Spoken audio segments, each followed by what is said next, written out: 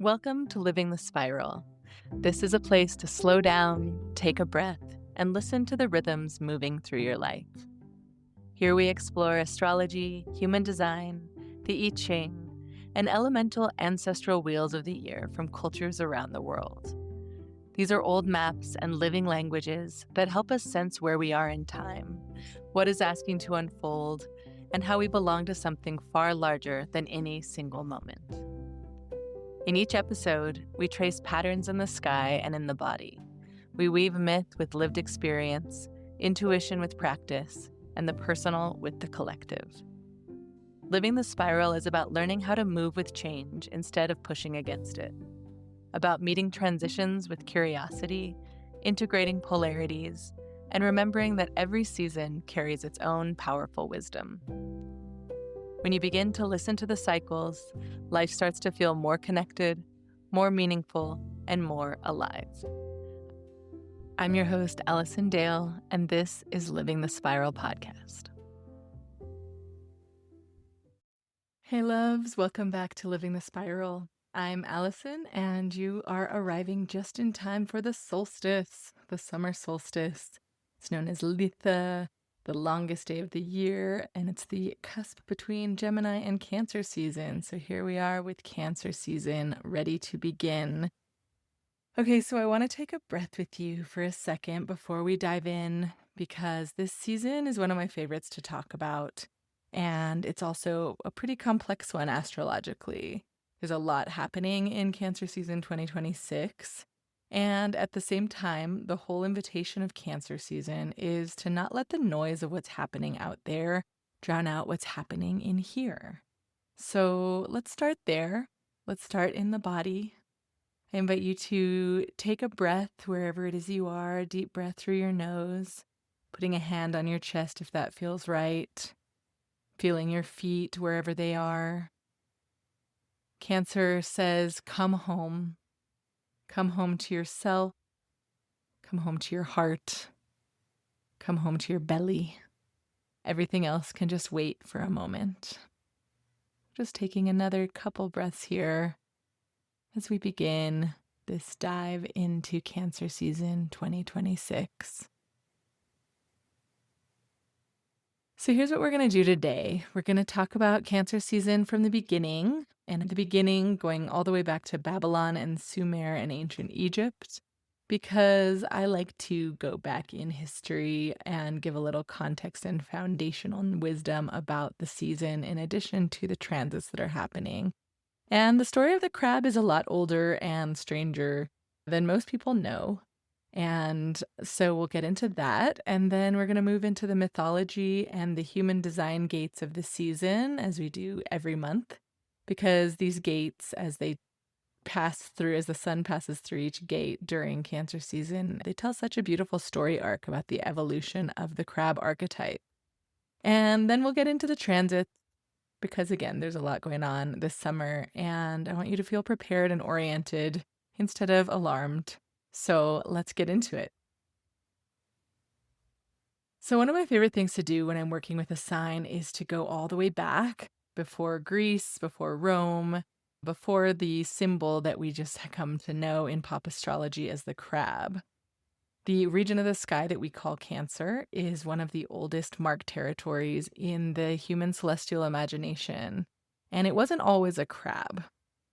In ancient Mesopotamia, this part of the sky held a position of enormous importance. The Babylonians recognized that when the sun entered this constellation, it marked the summer solstice, the longest day, the peak of solar power.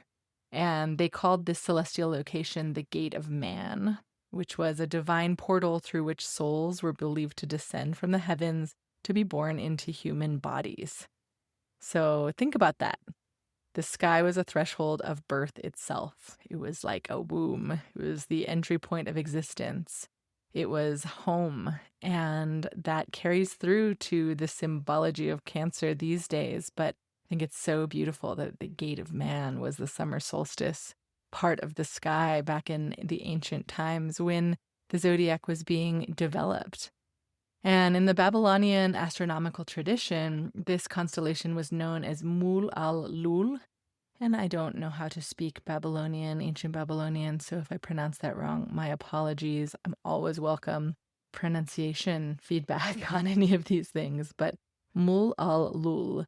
And that's a name that refers to both a crab and a snapping turtle in Babylon. So this is a creature that, both of these are creatures that tend the boundary between sea and land and that carry their home on their back and that can retreat and advance with the tides, going in and out of their shell, going in and out along the shoreline. And this is what they were pointing at, was this hard shell with the soft interior and this ability to survive in two different worlds. So I love that, the snapping turtle and the crab. Really amazing if you've spent any time watching either one of these creatures for any length of time and how they can navigate the shore ecosystem so beautifully. It's pretty incredible. So there's another layer in Babylonian cosmology where Cancer was linked to Tiamat, who was the great dragon mother of the sea, who was the primordial goddess of chaos before form. The great mother of the gods in ancient Sumer, whose body was used to create the physical universe, was Tiamat. And there's something so feminine and oceanic and ancient and dragon-like at the root of this Cancerian sign long before it was turned into the symbol of the crab. So it is this watery sign. It's a cardinal water sign, the original water. So the primordial seas where Tiamat, the dragon mother, lived. And in Egypt around 2000 BC, the constellation was depicted as a scarab beetle, which was the sacred emblem of immortality in ancient Egypt. And the scarab was one who pushed the sun across the sky and carried the ball of light forward. In some Coptic European records, the region was associated with Typhon, the power of darkness, and also with Anubis, the guide of souls. So again, here with the summer solstice passing through this part of the sky, back in 3000, 2000 BC, during the age of Taurus into the age of Aries, is when the zodiac was developed in this way and codified across the Middle East. And that is when the constellation Cancer was at the exact summer solstice. And that is shifted now at the precession of the equinoxes, where it is not exactly in the sign of Cancer anymore, the constellation of Cancer, but that's why we celebrate Cancer as the solstice gate. And so Typhon, we have Anubis, the guide of souls. It's all about threshold and passage and this place between worlds, this ability to navigate the threshold in between worlds, which is so beautiful, beautifully aligned with the crab that we know today. And then when we get to Greece, the crab enters the stage in a small but unforgettable way. You probably know the story of Hercules and the Hydra. Hydra was that multiple-headed sea monster, and Hera, who hated Hercules, wanted him to fail, so she sent a giant crab named Karkinos to distract him during the battle. And the crab scuttled over Karkinos and snapped at his toes. Hercules, being Hercules, just crushed it under his foot, and the crab didn't end up winning, but as happens in many Greek myths, the goddess Hera was so moved by its loyalty and its willingness to show up anyway, even against the impossible Herculean odds, that she put it up in the sky, and Karkinos became the Cancer constellation. So to me, this is very Cancer, this story, this mythology about showing up with fierce and a perhaps impractical devotion to a cause, someone who will protect what they love even when they know they're outmatched or against all odds. To be crushed and still become a constellation, that's the story of the crab from the ancient Greeks. They also called this part of the sky the gate of men, where the Cancer constellation is, and it's this gate through which souls descended to take on human form. Pythagoras believed that souls entered through Cancer and exited through Capricorn. So the Cancer-Capricorn axis was the cosmic revolving door of incarnation. And in the Thema Mundi, the birth chart of the world, Cancer is the rising sign. Cancer is the origination of the world in the Thema Mundi as well. And then in Rome, Juno, who was the Roman equivalent of Hera, she took Hera's place in the story and did the same constellation-making act where Manilius and Ovid called the constellation Litorius, the shore-inhabiting one, which again is exactly right. All of the creatures that have been associated with Cancer have been creatures of the liminal zones, this shoreline between the known and the unknown, between land and sea, between birth and death. And Cancer is associated with the womb in medical astrology. And so it's this time of fertilization in the ecological wheel of the year. Cancer is a time where we go inward to the great depths of the unknown to fertilize what we have gathered throughout the beginning of the year as everything's been sprouting and blossoming and buzzing around. It's now time to bring it back into this beautiful threshold of the liminal. So when we talk about Cancer and home and Cancer and belonging and protection, we're talking about something that humans have been feeling into for many thousands of years, 5,000, 6,000 plus years. And this part of the sky has always been about the origin point, about the place where you come from. It's this threshold of life itself.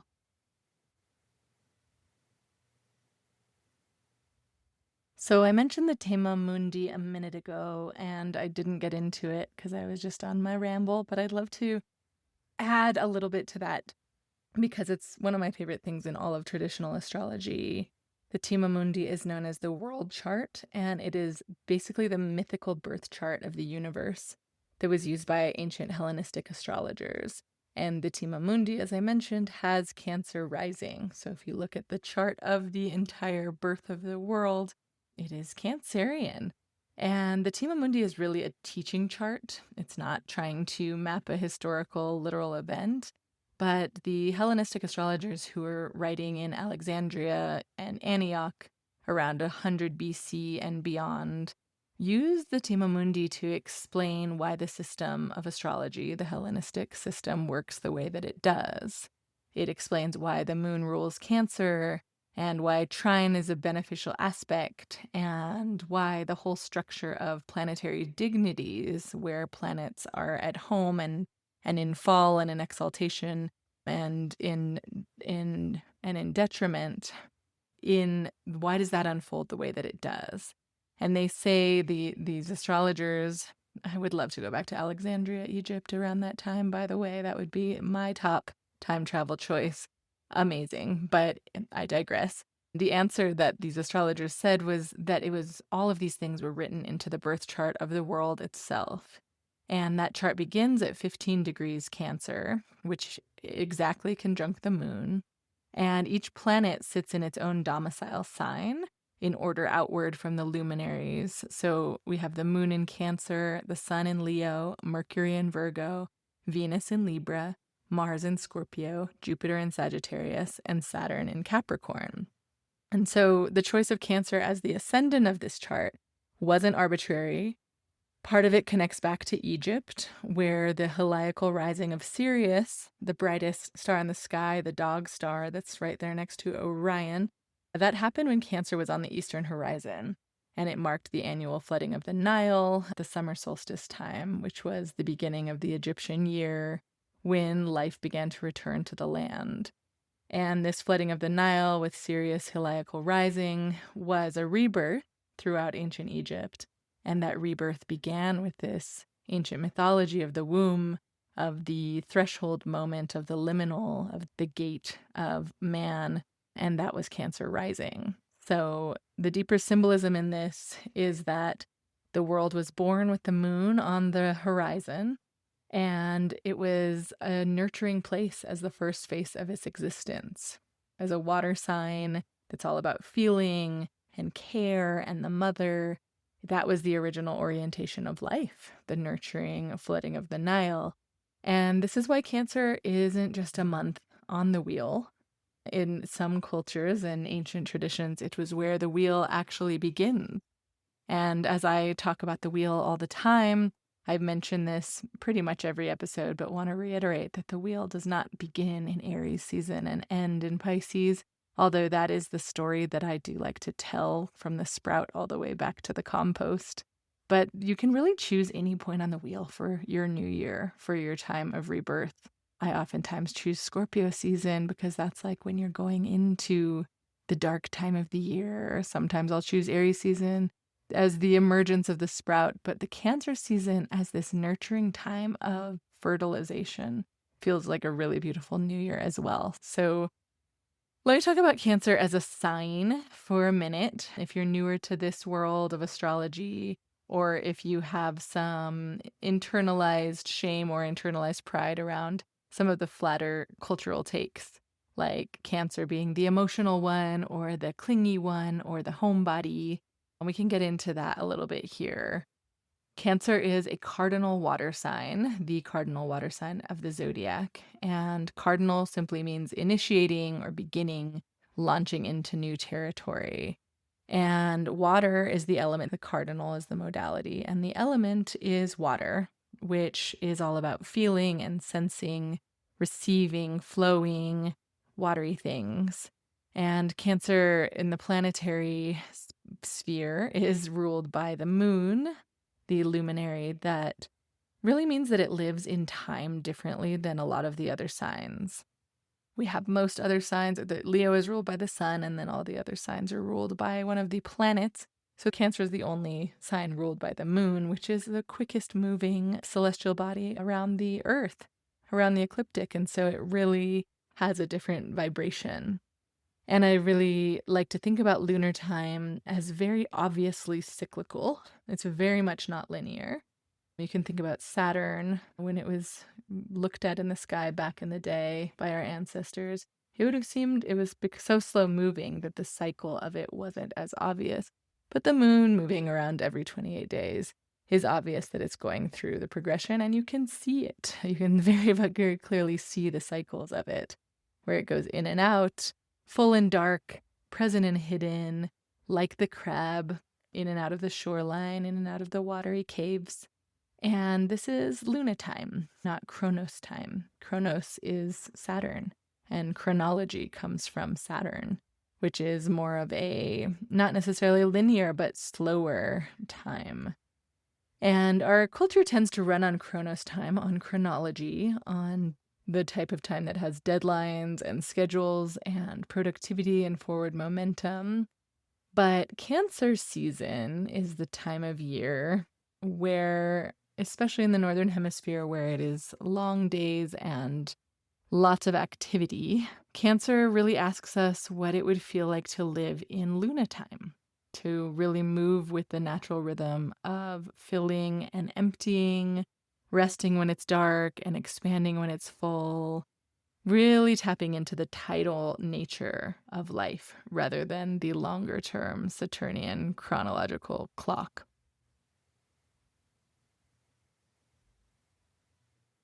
In the body, Cancer rules the stomach and the womb, the chest and the breasts as well. And these are the regions that are all about fertility and holding something and feeding something and also feeling. The stomach is where Cancer's emotional intelligence lives in a literal way, like a gut feeling. It's like when you have really strong emotions flowing through, you can't process what you've taken and you can't eat because your emotions show up in the belly and with our digestion. And the womb, whether or not you have one physically, is Cancer's sanctuary. It's definitely a place where life stirs before it's ready to emerge, where it incubates, where life is held in a safe and nurturing space, the waters of the womb. It's where there's sacred timing with the womb in the dark, in that threshold moment where we're not quite there yet. And Cancer really teaches us that not everything needs to be pushed into form before it's ready. And so that's something that I really, really think is important to emphasize during Cancer season. I have Cancer in my 12th house, which is the house of the subconscious, essentially the time before the first house of personality, like the compost before the sprouts out of it. And it's a watery place too. And so for me, Cancer in the 12th in the summer always feels okay. It's summertime. It's like hot girl summer. And I'm like, okay, I'm ready to go in my cave and read a bunch of books. But it's perfect for Cancer season in some way too, to have that desire, because Cancer is about going inward and processing and incubating and not trying to push the fruit out right after the blossom. It's like it needs that time to create a space. Like the bees can't turn a pollen directly into honey. There has to be a time where the honey is being made inside the hive.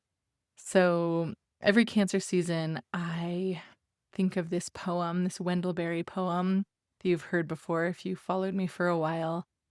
But it says, to go in the dark with a light is to know the light.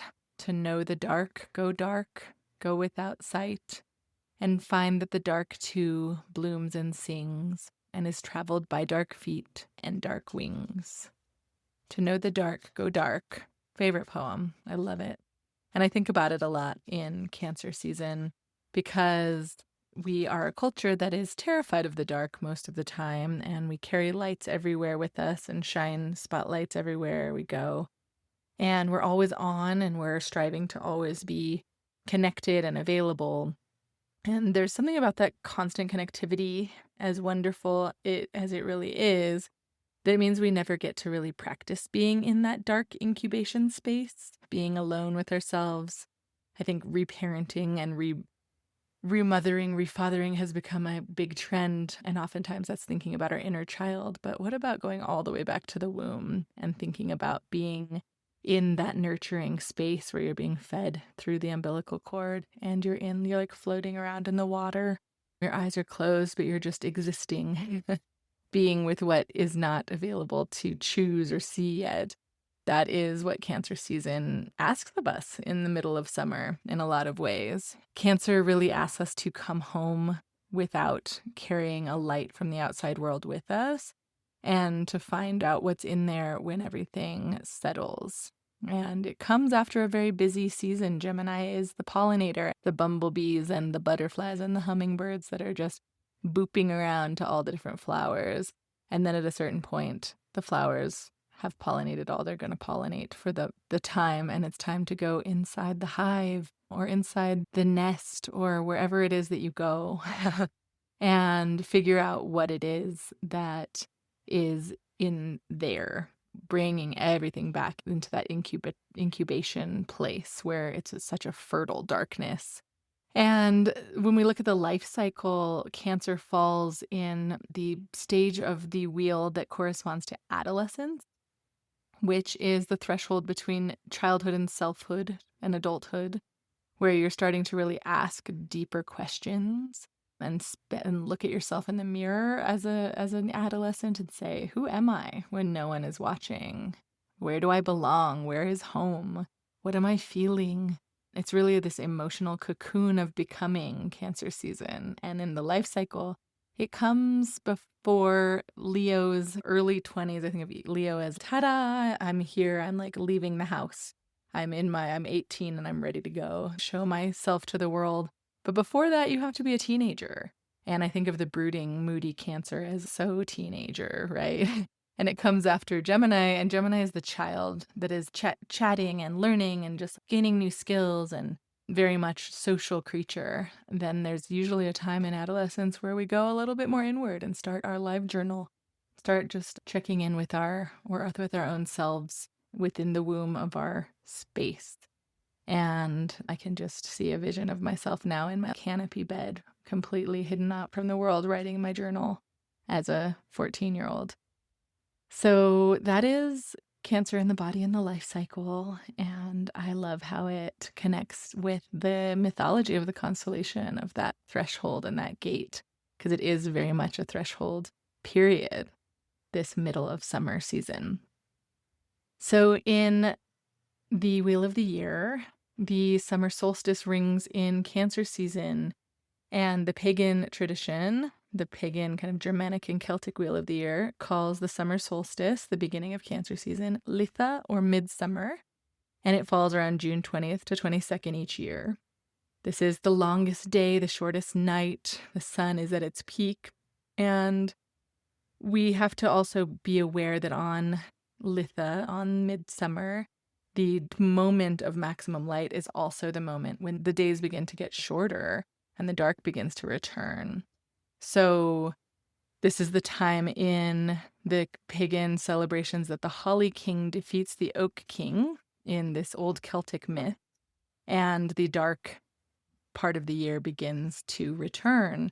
So it is this moment of celebration of the longest light, but also this awareness of the dark beginning to come back. So it holds these two extremes. And again, there's that threshold between the shore and the land, between the water and the land on the shore. Stonehenge in England aligns to the solstice sunrise, and ancient peoples there lit bonfires to honor the sun's power and offer protection. There were herbs harvested of midsummer that were believed to carry extra potency, and it was generally a time for divination and for love magic, a time to set our intentions into the fire. I find it interesting in the human design mandala and the Wheel of the Year. The first gate of Cancer season, the cusp between Gemini and Cancer, is gate 15, which is known as the gate of extremes. And that just looking at it, like the longest day, shortest night, but the night coming, dark coming back, I'm like, we are considering extremes during this time of year. And in the I Ching, gate 15 is called modesty or Qian, and the trigrams are earth over mountain. So this is about the pull between opposites. It's about the darkened night, about going within and going without. It's about the place of maximum light and the short darkness. And there's a wildness and a rhythm and a diversity. When you think about the longest day of the year, this midsummer point, having just all of the types of flowers are out at this point, and all of the types of animals are coming out. And it's just like nothing is in hibernation anymore at this point at all. And so everything is available out in the world, out in the tangible, tactile world. The underworld is being exposed. And so it's a beautiful gate of extremes to celebrate the summer solstice.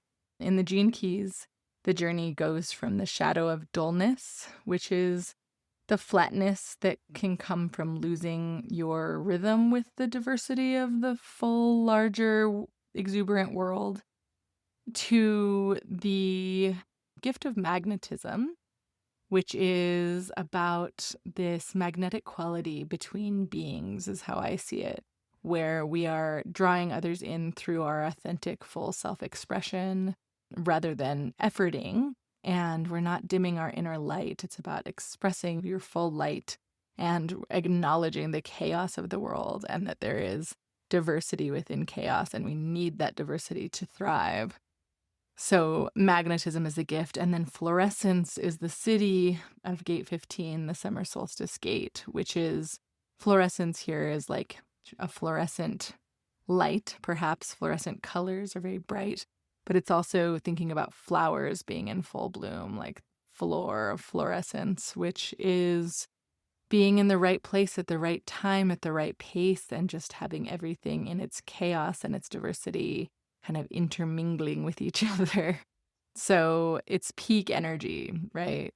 We've just gone through the gate of caution at the end of Cancer season, which was like the synthesis and the distillation of everything that's been learned throughout Gemini season.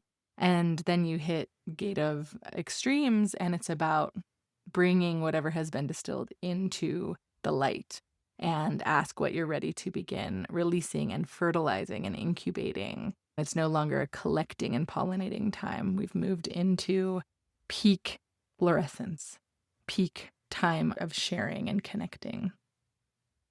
So the gates of Cancer season beyond the gate of extremes, I'll go through now, tell you the dates that they're going to fall. And you can follow my Mandala 64 walk on Substack, where I go through each of these gates in real time, where I post a written post with creative prompts and somatic prompts about each one of the gates of the Wheel of the Year. So I'm going through all 64 of them. So you can follow me at livingthespiral.com if you're not already, and get these transits in your inbox to really learn about how the energies of each gate of the I Ching and human design is showing up within the zodiac. But we'll do an overview here just to have them all in one place. And so the sun moves through 6 human design gates during Cancer season. During every season, 6 gates touch each zodiac season. And they tell a story. What I've learned from studying this and living this over the course of several years now is that there is a different story for each season, and the gates are like micro seasons of evolution within the story. And this one is about the crab's journey from chaos, from being on the shore, going back and forth, and like being all things and really distilling Gemini's pollination. It goes from that to stillness, and then to provocation. You can think of a crab with its claws out, being provoked and provoking. Goes to the gate of beginning, and then to the gate of details, and it finishes up on the Leo cusp with the gate of stimulation. So from June 20th to 25th this year, the gate of extremes is what I just talked about. It's the gate of tides and compassion. The crab is born here at the solstice and carries its home on its back. It reaches towards safety and connection, so it's inward, inside its shell, and then outward, and it's in the sea, and it's on the land. And it's recognizing that the world begins in contradiction. There's perhaps an erratic type of movement to the gate of extremes, to the crab when it's maybe overgiving and then pulling back and not giving at all. That can be a Cancerian tendency. But over time, the crab finds the rhythm of this is how much I put out and this is how much I retract back in without forcing care. It's really leaning into that tidal nature, the moon's pull on the sea, where magnetism, which is a force of the moon and gravity, right? Magnetism is just really attuning to timing rather than efforting. I'm not saying that I should care, I should nurture, but noticing when the timing is right for that and when the timing is right for you to go back in and recharge inside your shell. The next gate after that, from June 26th to July 1st, is the gate of stillness. So this is the gate right after the solstice where we have an invitation to pause. Mountain over mountain is the trigrams in the I Ching, those double trigrams. And this is in the root center in human design in the body graph. And the gate of stillness, gate 52, creates primal urgency and then says, don't act. Don't act from that urgency.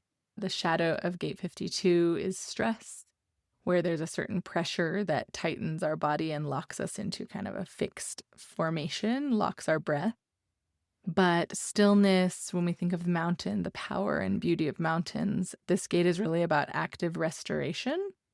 And it's really how Cancerian people can recalibrate by sitting in that pressure and in that magnitude without reacting and knowing that something can clarify from that place of being a mountain over mountain. The next gate after that, from July 2 through 7, is the gate of provocation, which I think is quite on the nose that the 4th of July here in the US, Independence Day, falls within the gate of provocation every year. So this is gate 39. This is a place where the crab has been still and then meets the friction from the outside world. There's a challenging nature to this gate, a provocation that presses on what's sensitive in order to unlock something beneath that. In the I Ching, this gate is known as obstruction. And it's about recognizing that what obstructs you isn't your enemy, but it's a catalyst for movement out of a stuck place that wouldn't have happened otherwise. From then on, we move to gate 53, the gate of beginnings, from July 8th to 13th. And after we're provoked out of our mountainous stillness, this is the time when something begins. So gate 53 is known as gradual development in the I Ching, and it's about beginning something not in a dramatic instant results kind of way, but a meaningful beginning that unfolds in true stages, like a plant that's pushing through soil or a baby being born. It's not going to happen instantaneously. But this gate does encourage us in the early part of July to start something before you feel fully ready, because you have to know that it is a process of beginning. Right after that, July 14th through 18th, this is my partner's birthday gate, so I'm familiar with it. It's gate 62, the gate of details. And this is the time when you've begun something new, after being provoked, after being still, after being in chaos and the shoreline and extremes. And we're here at the gate of details, which is about precision and small details. In the I Ching, I believe it's called preponderance of the small. And it's about having attention to both the smallest details and the whole picture at the same time. All of these Cancer gates are mountain lower trigrams. So we're in kind of the season of mountain between the summer solstice and Lammas, which is August 1st, the midway cross quarter day between summer solstice and fall equinox. So I consider this whole season of 6 weeks, starting at the summer solstice, the mountain season. So it really is about this groundedness into the whole big picture and the magnitude of holding your own in the way that a mountain does, and the way that a beehive does, and the way that a womb does. It doesn't need any external elements to be mixed in, but each of the other elements do pass by in the sequence of the I Ching. And so details is when there is a recognition of the smallness within the bigness, all of the little parts that make up the whole, the gestalt. And gate 56 is the final gate of Cancer season, which is on the cusp of Leo season. It is known as the gate of stimulation, and it's from July 19th to 22nd this year. This is also known as the gate of the storyteller or the wanderer in the I Ching. And this gate, I have a lot of friends with this gate, I'm realizing, and I love them because it completes one of my hanging gates in my body graph that really just makes me feel like, yes, I feel understood. But this gate is super animated and curious and loves telling stories and is wandering about and loves to tell the tale about where it's been and where it's going. So it really carries the experience of Cancer into Leo in a very beautiful way, going from that inward exploration of what's going on in my depth, and as I fertilize something completely new, and then bringing it onto the stage for Leo season. All right, moving on to the transit. Finally, here we are, Cancer season 2026. And there's a lot happening, as I said, but know that you can hold all of it. You are already inside it. And the astrology is not happening to you. It's happening as you. Know that you're part of the pattern. And sometimes I've been talking a lot lately about transit astrology and how everybody feels compelled to talk about the transits all the time because everybody's, what's happening? I want to know what the stars are saying. I want to know what the planets are doing. Tell me why I'm feeling the way I'm feeling. And a lot of astrologers I know go in and out with that, with the need to know all the time. I really love following the sun and the seasons and the micro seasons because it is always something that can be up-leveled each year as we go through the spirals, and you learn a little bit more each year. Whereas if you're constantly tracking the planetary transits and only paying attention to that, there's always going to be a new dynamic and a new relationship to grok, and then it's gone. And then you move on to the next one. And it's almost like a mental game of chasing. Sometimes, not always. It's a really good way to learn. But occasionally, I think it's good to tap out from transit stuff and then tap back in. I oftentimes look up the transits when something crazy happens, something wild happens in my life. I'm like, what was that just happened? Oh, and it usually is very affirming. But sometimes getting addicted to the predictive nature of it, I'm getting less interested in that. I had a conversation with Britton LaRue about this and how predictive astrology is only one type of astrology, and astrology can also be used for this unshaming and awareness of who we are in a multitude of levels and connecting to the ancestral stories and all the different ways. So I digress again, but that is the piece I'll say about predictive astrology. The big first thing that's happening is on June 19th, right before Cancer season begins, Chiron is entering Taurus. And this is huge because it really sets the container for all of Cancer season. Chiron has been in Aries since 2018. So quite a long time with Chiron in the sign of the Ram. And now the wounded healer, this asteroid, will be moving through Taurus for the next 7 years or so. And so 2018, think back to 2018 and what has been healed in your life, perhaps through your wounds. The wounds are where the light gets in. That's what Chiron's all about. And since 2018, Chiron's been moving through the sign of identity and self-assertion and inception and new beginnings, Aries. And we might have all felt wounds around what it means to initiate and be seen and be in our full self-fullness and the courage that it takes to begin something. There might have been wounding and healing that has come from Chiron and Aries since 2018. And now Chiron moves into Taurus, and this brings that wounded healer energy into our bodies. Taurus is Venus ruled. Taurus rules the physical sensations, like a toddler sensation of the world, like touch and smell and taste and hearing, all of the different things.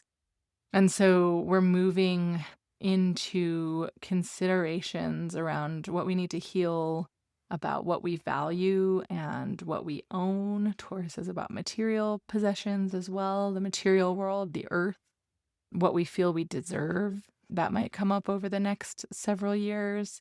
So the healing of this wound of feeling like we're not enough or we don't belong or we don't know what we value or we don't feel comfortable in our bodies, the healing that can come from that through this 7 to 8 year transit is about finding stability and pleasure and worth, self-worth, and identifying more about what we value in a real way. And I feel like that's pretty perfect, actually. Taurus and Cancer have a similar kind of security vibe to them. Cancer is more about tending and nurturing the home. Taurus is more about the physical body and our physical sense of security. But it is like a toddler and a teenager. They have similar vibes. If you think about Taurus as toddler and Cancer as teenager or adolescent, there's a similar amount of, I want security, but where is that within as a toddler, you need physical security in your own body, like, lift me up, mommy. Or like you keep falling down and learning what it is to get back up physically. And then Cancer is more about belonging within your family, within your community, within your home. And so it's an interesting parallel here, having Chiron enter Taurus while the sun is coming into Cancer. And Chiron in Taurus will ask us over the next several years about what it means to feel safe inside our own skin, and also asking us to just flip the script on the trauma piece. I feel like that's going to change quite a bit over the next several years, as far as the body keeping the score, being this idea that our body is a place of a wound and a place of trauma. But we're going to be healing that through asking the question about if our bodies can be a place of healing too, and the site for coming home to ourselves. So this transit, I think, is really going to support healers of all kinds. And for those of you that do somatic work or breath work or fascial work or any kind of embodied practices, this transit really might support your work in a very beautiful way with Chiron and Taurus. Then on June 20th, Cancer season begins with the sun in gate 15. We've talked about this already. Litha, midsummer, the solstice, the longest day. That's happening, and I look forward to it. I'm curious, what do you do for summer solstice? Do you have any rituals or anything that you do? I'd love to hear in the comments how you ring in the solstice. I love the solstice. It's just such a juicy, beautiful day to take a moment and pause and pay reverence to the diversity of life and the extremes that are out there presenting themselves in the world.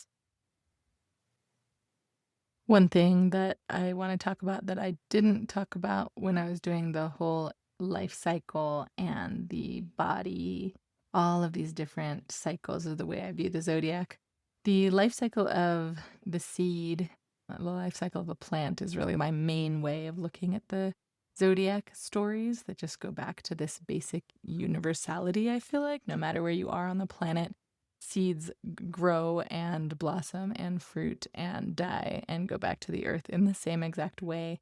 And I just really love looking at the zodiac in this way.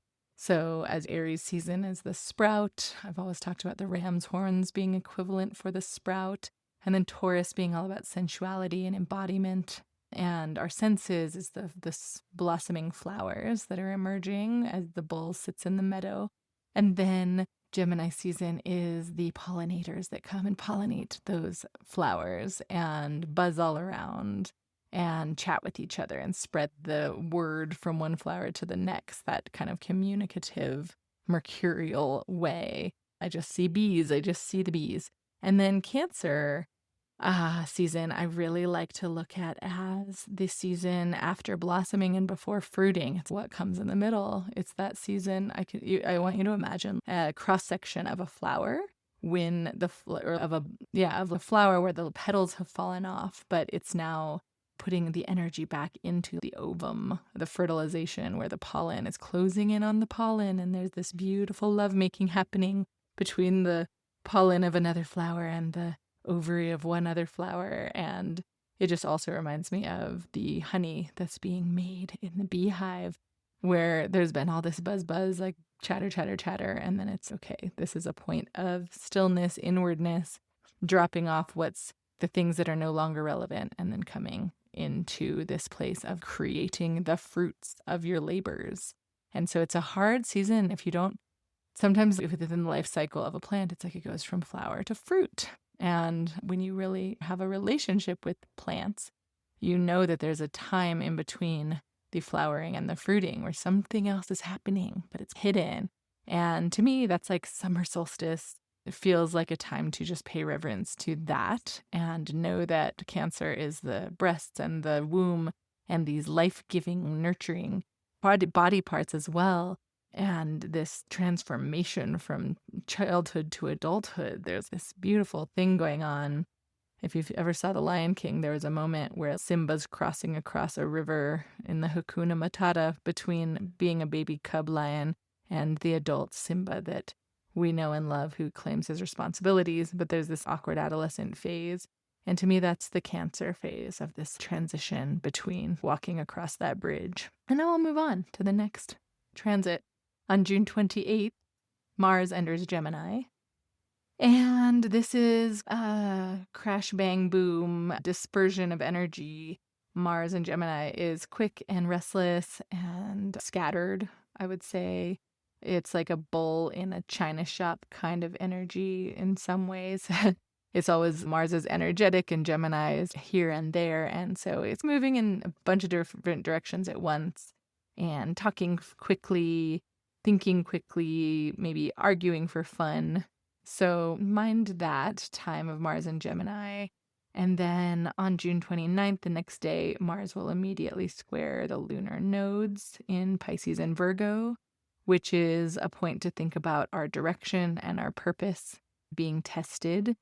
So pay attention to what comes up around that time as a kind of karmic friction point. On June 29th, we have a full moon in Capricorn in the gate of joy. And that is, the moon is going to be in gate 58, the gate of joy, and the sun is in gate 52, that mountain over mountain stillness gate. And this full moon is happening on the exact same day that Mercury is stationing retrograde. Whoop, whoop. And for its nice 3 weeks of summer retrograde, there's 3 Mercury retrogrades per year, and one has already happened, and then we have the summer one, and then we have a fall one. And so this is most of July. We will have Mercury retrograde. And the next day, Jupiter is going to enter Leo. So we have a huge cluster of transits happening with the full moon, Jupiter entering Leo, and Mercury stationing retrograde all around June 29th and 30th. So these are lots of very, very different types of energy. So a lot of pulling in different directions around the end of the month. And the full moon in Capricorn is this axis of nurturance, the mother-father parenting axis, or like the long-term thinking disciplinarian versus the moment to moment. I just scraped my knee and I need a Band-Aid kind of energy. So Cancer and Capricorn represent this tension between homecoming and ambition and inner and outer worlds. The bottom of the chart and the top of the chart, the IC and the MC, Luna time and Chronos time. And so this is falling when the sun is in the gate of stillness. The moon is in the gate of joy.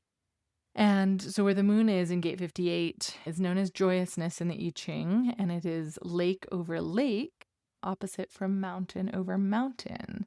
So we have this double trigram opposition. And joyousness is like pure reflectivity of the aliveness and delight that feeds everything that it touches. And it is in Capricorn, where there's a lot of structure to Capricorn typically. But I think of Capricorn climbing to the top of a mountain, the sea goat, and then reaching this like beautiful alpine lake where the sky is reflected into it and the mountains around are reflected into it. And it's just like this awareness that everything is everything. So let's be happy like about that point. It's a beautiful full moon to be happening in this gate of joy, bringing a little bit of reflection and happiness to a kind of serious time and a reflective and rewinding time of year.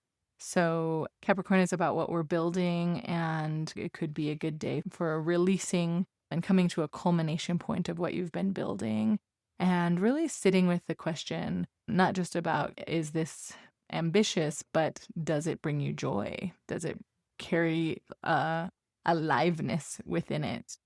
And it's a good full moon to think about what is worth and creating and releasing the parts of the thing that you're building that don't bring you joy. Not everything can be joyous.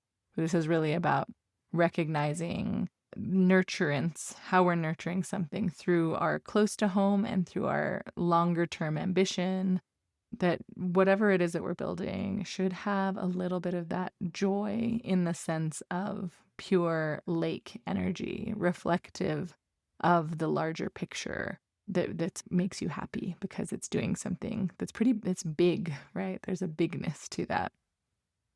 On June 29th, the same day as the full moon, Mercury goes retrograde in Cancer, and it lasts through July 23rd this year. And this is in a water sign, so it's more about reviewing, reconsidering, reassessing, reevaluating, all the re-words that are associated with retrogrades. It's not, oh, Mercury is retrograde, everything's gonna communication breakdown and tech breakdown, but I think this one being in the sign of Cancer is about reviewing and reconsidering your emotional waves, revisiting things that might have gotten buried or needs that you have that got silenced, and coming back around to conversations with yourself and with others that might need to resurface before you can fully move forward into Leo season. Reparenting once again comes up here. So reparenting your inner child, and that's a reword that you don't hear much. But in this case, it really is. And since it's on that full moon in Capricorn, that's about more of that, a different type of parenting. It's not necessarily gendered mother and father, but it is like the close to home versus the setting goals for yourself type of, you need both of those within parenting. Someone to give you a bit of discipline and just show you about thinking long term, and someone to maybe the same person or maybe multiple people in the village to tell you that you're safe right here and now and it's okay. So this is a great period of 3 weeks to reparent in that way, in both of those ways, and revisit stories about safety and home, who is in your home space. So Cancer, it's in Cancer until July 23rd. So throughout the whole season of Cancer, feels like good timing. I'm glad that the Mercury retrograde's happening in this season rather than in Leo season, because I'm ready for Jupiter entering Leo, which is the next transit, to really pop off in Leo season. During Cancer season, it might take a little bit of time to incubate. And I kind of like that too.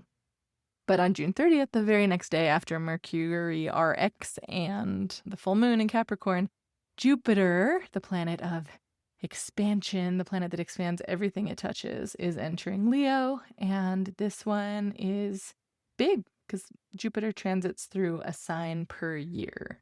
It has a 12-year orbit around the sun, and there's 12 signs, so it's just about a solid year where Jupiter transits through a sign. And this means that the inner and the outer are going to be in conversation during Cancer season. Mercury retrograde is calling us in to the home, to the womb, to the waters, to the reparenting. And then Jupiter in Leo is shining the brightest of lights on the stage. And it's, hey, whenever you're done with that whole retrograde reparent thing, come on out and be ready to do a little dance or a big dance or a big performance. Jupiter has been in Cancer for the past year. And during that time, Jupiter, as far as traditional dignities goes, loves to be in Cancer. It's exalted in Cancer. And so in Cancer, it's been expanding our emotional intelligence, hopefully. I feel like that's true. And our home life, the way we care for ourselves, the way we nurture ourselves, our sense of inner belonging. And so it might have not been as outward of a sparkly event as some people might have thought. I have found definitely a depth, an expansion of that inner world, nurturing crab shell kind of threshold moment quality. There's been huge expansions for me as far as the deeper, more subconscious coming into its own form. So Jupiter entering Leo is really this move from the private to the visible, from that canopy bed writing in your journal to the house party, to the stage, to the rooftops. And it's about outer expression. Leo is all about creativity and self-expression, and Cancer is about nourishing and incubating. We go from a nourished root into a radiant bloom, and that is what's happening here. So Jupiter will be in Leo for about a year, and this is really a time, depending on where it falls in your chart, but regardless of where it falls in your chart, it's a time for creative expansion and just showing up and being generous. Leo is the ruler of the heart in the body, and it is a time for heart-centeredness, for spirit, for feeling abundance from your heart and feeling into the present moment. Being up on Pride Rock and just looking out and just feeling the quality of interconnectedness that you can see in all things. So Cancer season, again, with Mercury retrograde the whole way through, is don't rush this, though, first. You don't need to fruit right away. Leo is the fruit. Cancer is the fertilization process. So let's wait to have really good fruit. If you rush a fruit to ripen, it's just not going to be good. It'll be much better if you let it take its sweet time. It's like roasting a marshmallow out in the campfire. You don't want to just stick it in there. Some people like that. I do sometimes, but if I'm being real, the like slow roasted golden marshmallow that takes a little bit of time to just get that perfect gooey center and like a nice golden brown. It's gratifying, but it's patience taking. So this is about filling your cup and putting your oxygen mask on first. This is that kind of season that we're in right now. July 4th, Mars conjunct Uranus. Whew. So this one is one that astrologers have been talking about since the beginning of this fire horse year with a little bit of trepidation, I will say. Mars is war and aggression, assertion, drive, sexuality, going forth with the sword. And Uranus is a lightning bolt of electricity, liberation, disruption. And they're meeting up together in Gemini on July 4th. The sun is in the gate of provocation that day. So the sun will be in the gate of provocation on July 4th, as it always is. But Mars will be conjuncting Uranus in gate 20, the gate of the now, where Uranus will be for pretty much the next year. This is a time when the United States chart is having its Uranus return, and it activates the country's 7th house of relationships, partnerships, foreign relationships, and also open enemies. or open conflict. And so there is definitely a bit of political and collective provocation that is coded into this date. Mars conjunct Uranus can be very volatile and electric and break things open very suddenly. It's a sudden rebellion or an abrupt action, a spark to the powder keg kind of energy. And so circle that date, July 4th. We're in America's 250th year right now. The Pluto return of the United States is still in effect. And so having the Uranus return and the Pluto return having just wrapped up, and then it's also a Mars return for the United States. I'm definitely not saying this to fearmonger or catastrophize at all, but the astrology is showing that on that date, it's a pretty powerful energy that's coming together. Gate 39, where the sun is on that day, it has the shadow of interference and the gift of dynamism and the city of liberation. So whatever is provoking on that day is not there to break you. It's there to unlock something that you couldn't access otherwise. So keep those crab claws ready for protection. You have your crab claws. You can also go inside your shell. You have practices to stay grounded, to stay in your body.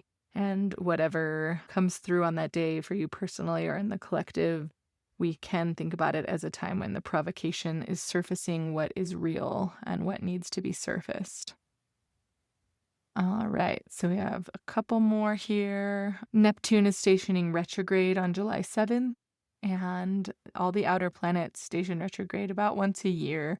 So it's pretty common and not as close to home as the Mercury retrogrades, but it does help us reflect and review and reconsider Neptunian things. Neptune is in Aries and had its conjunction with Saturn earlier this year. So Neptune retrograde is helping us review our dreams, review any delusions or illusions that have come through. Anything that we've been projecting onto situations might come clear in a little bit more of a, just by reviewing it. And Neptune retrogrades can be uncomfortable in that way because Neptune moving forward can have this watery, blurry, idealistic kind of quality. And the retrograde is asking us to get honest about our ideals, especially in Aries themes of identity and courage and leadership. Thinking about who we truly are and how we're showing up versus the vision of how we hold ourselves. So that's something that can come through when Neptune is retrograde in Aries. July 12th, there's a Mercury cazimi in Cancer, and that is in gate 56. Cazimi just means at the heart of the sun, the planet is sitting in the throne of the sun and receiving the bountifulness of the sun. And this is the gate of stimulation and storytelling. So cazimis often bring a moment of deep clarity about what might feel like confusion otherwise with the retrograde. And Mercury in the heart of the sun burns away the noise and leaves only what's true. So in this time on July 12th, you can ask yourself about the stories that you're telling. And there might be a sudden clarity about how the retrograde period so far has shown you about how you communicate, basically when you feel safe versus how you communicate when you don't. The cazimi is like a halfway point of the retrograde, and it's this seed moment of clarity that is nice to have when you're in the midst of a lot of review.